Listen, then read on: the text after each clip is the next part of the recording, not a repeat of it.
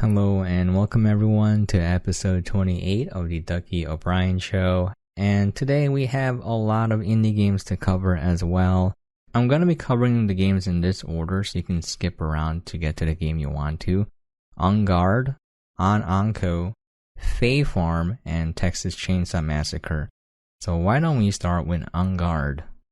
Garde is like Sekiro for ants, and what I mean by that is that the game is actually quite very good. The combat in Garde is spiritually similar to Sekiro, but it's much more accessible and forgiving. The magical quality of the combat is that it still makes you feel like you are a pro whenever you successfully pull off a series of parries and dodges in a row, especially when surrounded by multiple enemies. The combat is buttery smooth in Garde. You have regular attacks that can take out weaker enemies in a few hits, while the stronger, more armored soldiers will guard against your attacks. This is where you have to wait and parry against their attacks or dodge and counterattack. The combat is incredibly forgiving and accessible in that the window to successfully dodge and parry is quite large compared to most games with this type of combat. The game also telegraphs what kind of attack the enemy is going to use with a large colored indicator so you can act accordingly to counter them. Combine the obvious telegraph with a generous window in which to act with, and you have buttery smooth combat that makes you feel like you are a master fencer. Garde doesn't just stop at making the sword fighting feel great.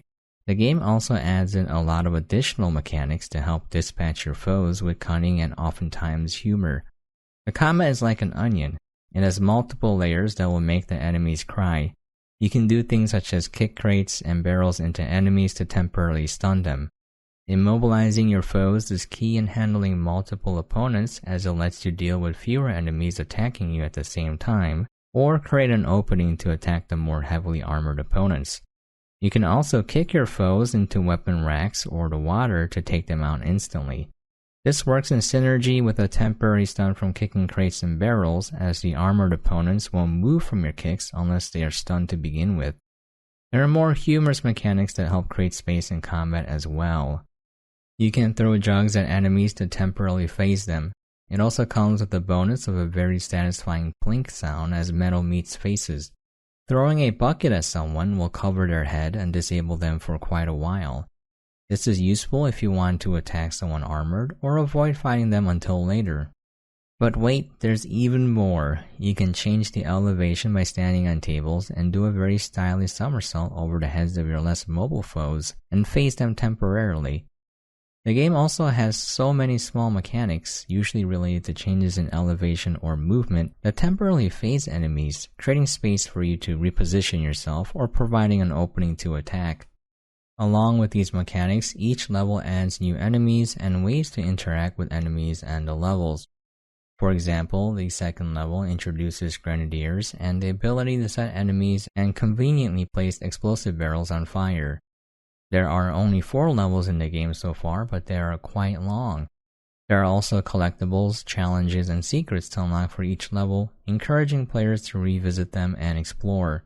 The game also has a sense of humor and levity, and the game's aesthetics reflect that. The art is cartoonish in a visually pleasing way, with the bright color palettes that make the scenery pop. The enemies you fight as well as the main villain are plenty goofy. No one actually kills anyone. People in the world of Garde simply fake being knocked out while making some rather humorous commentary. There's a sense of wholesome levity that seeps into the narrative and dialogue. It provides a nice change of pace from words being too grimdark. Overall, Garde is a delightful game. There's a lovely sense of levity throughout every aspect of the game. It doesn't take itself too seriously, but you can sense the amount of crap put into the combat and the set pieces. You definitely don't have to be on guard about checking out this game. For additional info, the game currently has a review score of 94% positive with a total of 609 reviews as of this writing on August 28, 2023. The game was developed and published by Fireplace Games. It was released on August 16, 2023 with an MSRP of $19.99. I did receive a free key from ICO. Thank you to the greedy person for approving my request. I spent a total of 3.9 hours playing the game so far, and have unlocked 8 out of the 30 achievements. If you're wondering why the podcast episode was released way later after the writing of the article, I write all the articles over a period of time first, and then I read over it to make the podcast episode. The review score shouldn't change too much though in that short amount of time. I do end up playing the game more though, and my opinion on the game won't change too much. Usually gets a little bit more positive over time in my own personal experience. Okay, moving on to the next game, Ankou. Ankou is a simple roguelite. You go into the game, craft one weapon, upgrade one set of armor, and leave a bloody trail of spider and other monstrosities' corpses as you fight your way tooth and nail to the final boss. There are so many spiders though, so many. The game deceives you into thinking you are safe and that victory is possible, and then 20 minutes in, the entire screen is covered in those pesky spiders. Slow white spiders, speedy jumping red spiders, exploding green spiders.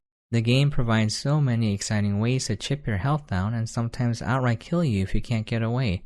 This is where the game's sort of roguelite-ish mechanics come into play. You are expected to die before finishing the level, but you don't necessarily unlock any passive upgrades. Instead, by completing certain objectives before you die, you unlock new equipment that can be crafted in each run. You don't really need the new equipment to win, but it certainly makes life way more convenient. The core gameplay loop of Ankou is quite enjoyable despite the constant onslaught of spiders. The general strategy I use is to quickly gather resources to upgrade my weapon as fast as humanly possible. I also like using ranged weapons that have a wide area effect, such as the crossbow for the soldier and the bounce for the apothecary. I personally found that having more damage is desirable compared to having more health. Health can be increased by crafting armor, and different sets have different benefits.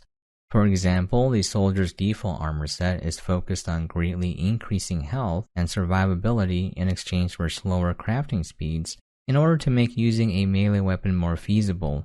The default apothecary set focuses on increasing craft speed, efficiency, and storage space in exchange for a smaller health gain.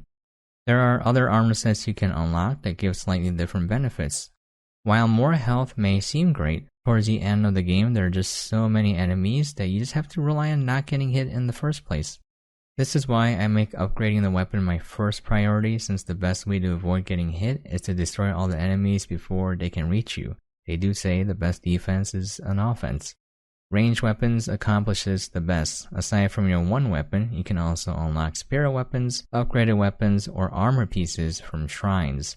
Shrines require a certain number of materials to unlock, and once you provide those materials, it will give you a random selection of upgrades to choose from.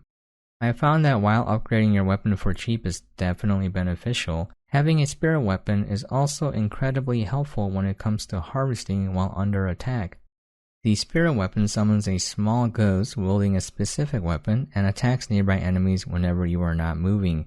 Since the enemies don't stop attacking and you must play a small minigame when harvesting, this gives you a little bit of space when things get more hectic. The spirit weapons can be upgraded as well, giving you essentially 2 weapons to fight with. There are also rings, amulets, advanced crafting tools, and other upgrades to make the constant onslaught of enemies manageable, but the best tool is to upgrade your weapon as fast as possible and make it to the final boss as quickly as possible before the threat level reaches 10. You can craft wooden flutes to track a desired resource if you are having difficulty finding something. I would definitely recommend using the flute to track resources as quickly as possible, since time is of the essence in this game. When the threat level is at its highest, it's almost impossible to survive. The enemies spawn indefinitely and you barely have any time to grab any resources or craft even health potions. Overall, Ankou is enjoyable. It has a simple gameplay loop that is easy to learn, but still manages to provide some level of complexity and nuance. It also doesn't take much time to complete a run. It'll take around 30 minutes at most. It reminds me of playing that one Warcraft 3 custom map where it was a survival crafting roguelite. I forgot the name of the map, but the small-scale, micro-session-focused design of Ankou definitely brought back those memories and feelings of simple times. And spiders. So many spiders. They just don't stop. For additional information, On Ankou currently has a review score of 95% positive reviews with a total of 124 reviews as of this writing on August 29, 2023. The game was developed by Alchemy, it was published by PID Games, and was released on August 17, 2023 with an MSRP of $4.99. This price point is pretty attractive for this game. I think it's the perfect price for the amount of content you get. I did receive a free key from ICO. Thank you very much, Luz. I don't know if we're supposed to say the PR person's name, but I don't know. I wanted to thank them by name. Maybe I'll refrain from doing that. I mean, you don't know who they are because I never gave out the last name.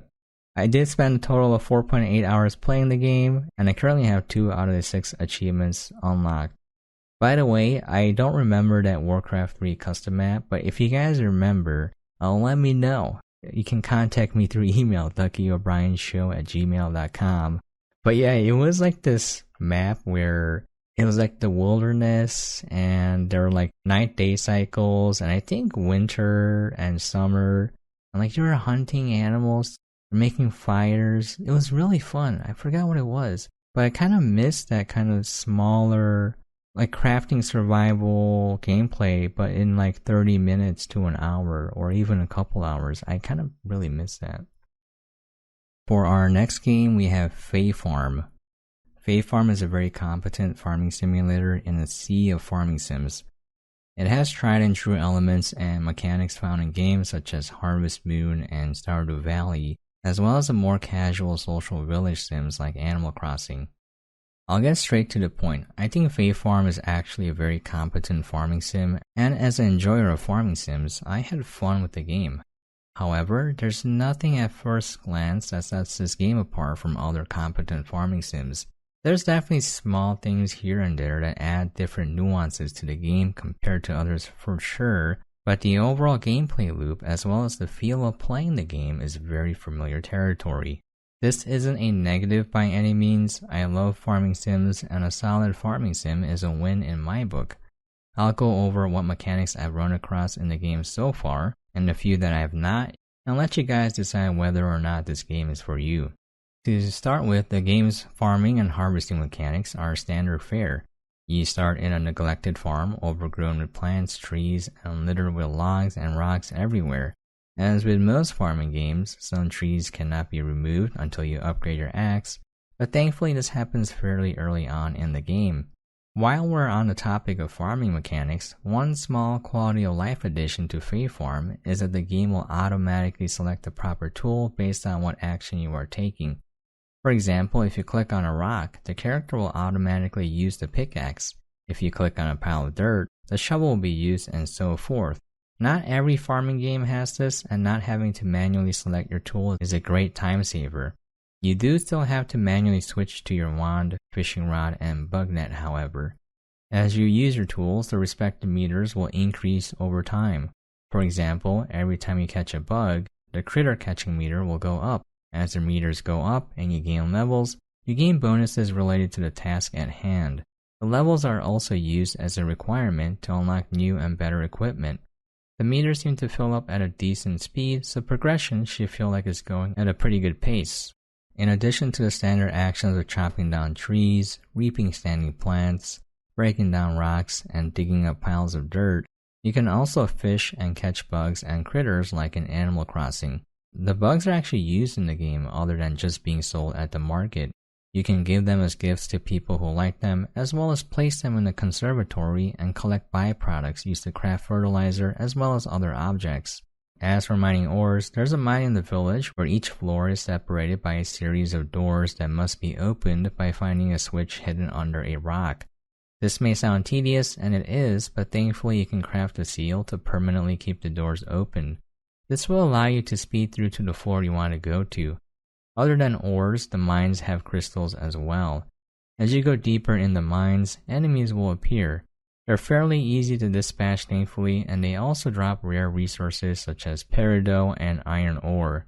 To break up the tedium of farming, harvesting, and mining, you can spend some time talking to the villagers and increasing your relationship meter with whoever you choose. Some villagers will also give you side quests to complete. These side missions usually relate to the mechanics in the game to help you familiarize yourself with them. One such mission will task you with increasing your cozy meter to 5 in your home. Another small pleasant addition to Fae Farm is the way new cosmetic blueprints are unlocked. The blueprints are found in the game world as scrolls. This provides a reason to keep exploring the island other than for collecting resources, as blueprints are tucked away in some sneaky corners of the map. Some other mechanics I didn't get a chance to get around to yet is getting rid of the whirlpool blocking boats from coming to the island and fulfilling shipping contracts. You can also upgrade your house and make it much larger and decorate it to your heart's content. I didn't get to upgrade my house yet, so I didn't get to mess around with too much interior decoration. There are also new biomes such as the cold region that I couldn't access as of now due to the lack of proper clothing. There are also some regions locked off that require certain seals to unlock. There's a fair amount of exploring to do in the world of Fae Farm. As for the crafting, you have stations that let you smelt the ores and materials into ingots and bricks, logs into lumber, food into ingredients to be cooked, and etc. Everything is automated so you can queue multiple actions and go explore or farm to your heart's content and collect the finished task later. This is quite convenient as you don't have to manually complete each task. Overall, Fae Farm is farmtastic fun. Yes, that was a terrible farm pun, but that's what I do. You could say I'm a punny guy. I apologize for that. Jokes aside, the game is pretty fun if you're a farming sim fan. I can't say they'll revolutionize the genre or provide you with a new experience, but it'll be a familiar yet enjoyable time. It has all the elements and mechanics of the classics such as Harvest Moon, Animal Crossing, and Stardew Valley, with some nice quality of life changes added on top.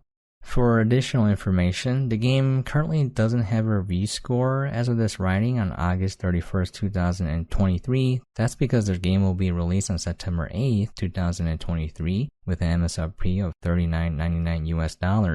The game was developed and published by Phoenix Labs, and I did receive a free key from Keymailer. Thank you to the fantabulous person for approving my request. Currently, I have 8.1 hours spent in the game with a total of 9 out of the 35 achievements unlocked. I do have to say, I do love my farming games. This one is pretty decent, and when I first played, the UI for keyboard and mouse wasn't so good, but I got used to it. It is what it is. A lot of developers don't put a lot of effort into making sure the mouse and keyboard UI is on point, but that's okay, it's understandable. I'm a masochist, I play everything with keyboard and mouse, including Dark Souls. Now moving on to the last game, the Texas Chainsaw Massacre. Dead by Daylight fans will be immediately familiar with the asymmetric multiplayer gameplay focusing on horror found in the Texas Chainsaw Massacre. 4 survivors are tasked with escaping the basement and then the house of the Slaughter family. I am by no means an expert in Dead by Daylight. I only have 316.9 hours in Dead by Daylight currently, and while that may seem like a lot of hours, the community is crazy and those are just rookie numbers. So take what I say here with a grain of salt, but they are my honest opinions from what limited understanding I have of the game thus far. In my opinion, Texas Chainsaw Massacre is a more chill experience. As a survivor, they're called victims in Texas Chainsaw. The game is way more focused on stealth, subterfuge, wit, and sometimes straight up bravado when compared to Dead by Daylight. It's actually very difficult for family members to find victims on the map if they only rely on sight. The maps are well made with multiple sight lines cut off by crouching. There are also small spaces that most of the family cannot access, spaces such as very thin openings you have to shimmy through, some crawl spaces, and crates with barbed wire. If all goes wrong on the surface, you can jump down a well back into the basement to escape pursuit, but at great cost to your health and having to open the basement doors again. This makes the game feel way more intense if you run into a family member as the victim. While it's easy to lose a single person chasing you, Texas Chainsaw Massacre has 3 people playing family members. That's right, 3 people are playing the killers. Once a single family member has caught sight of you, and if they have any level of coordination and communication at all, it becomes very difficult to escape alive. The map is quite large, however, and while the family members chase around a victim or two, the rest are free to make a frantic rush for the exit. Now, it may sound unfair to play as a family once people find out that the survivors do not leave a visible trail of movement as in Dead by Daylight, But this is by no means the only way to track people in the game. As members of the family, you can gather blood by collecting them from pans located all around the map or by attacking the victims. Once you have some blood gathered, you can feed it to the grandpa, usually sitting somewhere in the middle of the map. Now this may sound strange, but the grandpa is essentially a time sensor that activates at set intervals, revealing the location of any survivor that moves during that short duration. By collecting more blood, you can level up the grandpa so that the frequency of the scan increases. At max level, survivors can no longer hide from grandpa's scans. It is possible for the people playing the killers to spec their characters and work together to harvest as much blood as possible early on and max grandpa fairly quickly. This only happened in one match, but it is a viable option. The scam may sound useless, but it does force players to stop moving wherever they are, making them much easier to spot. This isn't the only tool the family have at their disposal. Depending on which character you pick, you have plenty of ways to make anyone trying to escape have a rather difficult time. Some characters can set traps in key locations, causing injury and forcing them to free themselves slowly or risk being detected. Other characters can lock doors and add padlocks, forcing victims to scavenge for tools and then pick the doors open. Leatherface can cut down wood doors and the blocks with barbed wire so they can no longer be used by the victims to dodge anyone chasing them down. One person can even listen for movement and track the general location the sound is coming from. There are plenty of ways to play, and allowing even further customization is a skill tree with different perks that affect gameplay, as well as being able to put points into stats that affect your base traits such as stamina. The same goes for victims as well.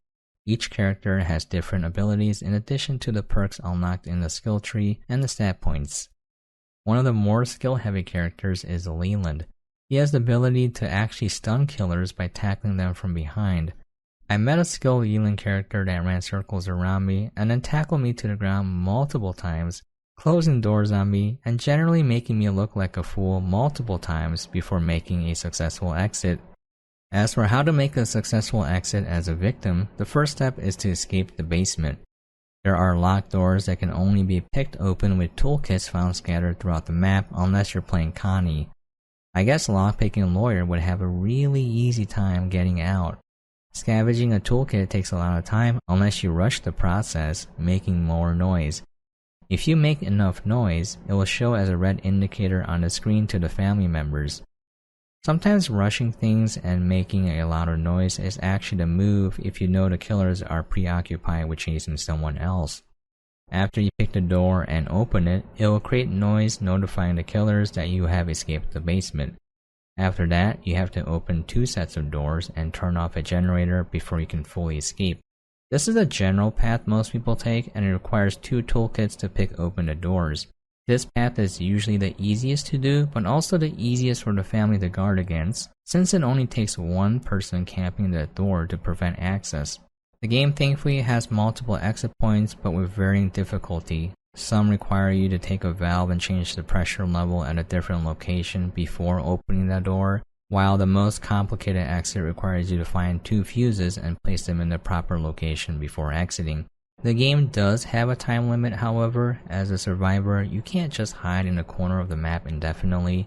Either Grandpa will be maxed out, a killer will use their ability to track you one way or another, or you will just straight up bleed out and die. The game does seem to be fairly balanced for either side, but still requires a lot of skill, communication, and coordination. In my opinion, I do find Texas Chainsaw Massacre to be more enjoyable than Dead by Daylight as of now, since it's a new experience. I don't know if my opinion will change over time, but for now it's nice to play a round or 2 during the evenings. It is quite more stress and anxiety inducing when you're found by a family member, since it's harder to escape, and there are no redos like in Dead by Daylight where you can kite the killer for a while, get hooked, and then wait for someone to rescue you. The 2 games are definitely alike, but also quite different in many ways, and I hope more asymmetric multiplayer games come out.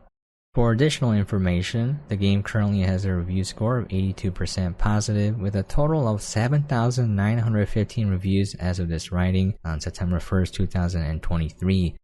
The game was developed by Suma Digital and is published by Gun Interactive. It was released on August 18, 2023 with an MSRP of $39.99 US. I did receive a free key from Terminals. Thank you to the leatherific person for approving my request. Currently I have 7.3 hours in the game, with a total of 8 out of the 51 achievements unlocked. Alright, we're gonna call it quits. Thank you so much for listening. I don't know who you are. You're probably friends and family downloading my episode and re-listening to it. Thank you very much. I do appreciate y'all. If you're a stranger, thank you for listening to my podcast. I know it's very random because I cover so many things in this podcast and you don't know what you're gonna get. And I appreciate that. If you don't want to listen to something, that's totally fine. You can skip an episode or you can just quit my podcast, I get it. I'm trying my best to make content that will provide value to the person listening, but I'm not quite good at that yet. So what I'm doing is what I enjoy doing, making what I want to make. So hopefully that comes across. I really do care about games coverage as well, and I really do care about making content that's no nonsense. I'm not trying to milk you guys for anything, but I will try to monetize it if I ever get big. I would love to have a sponsor and all that.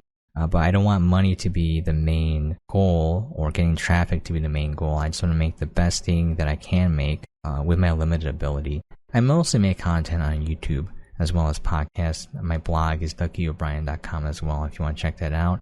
It's just going to be the text format of what you just listen to or watch. So it's really nothing new you're going to get out of there. Occasionally I might have something in writing that you don't see in the podcast and vice versa, but that's gonna be it. Once again, this is episode 28 of the Ducky O'Brien Show. I've been a little bit extra chatty. Apologize for that, but it's what I do. I'm gonna take, for the future episodes, I have some video rants I made that I'm gonna cut into audio and upload because, I have some thoughts that I like to get out. And thank you for your support. I do appreciate it. And as always, hope you guys are staying safe and staying out there. And I'll catch you guys next time.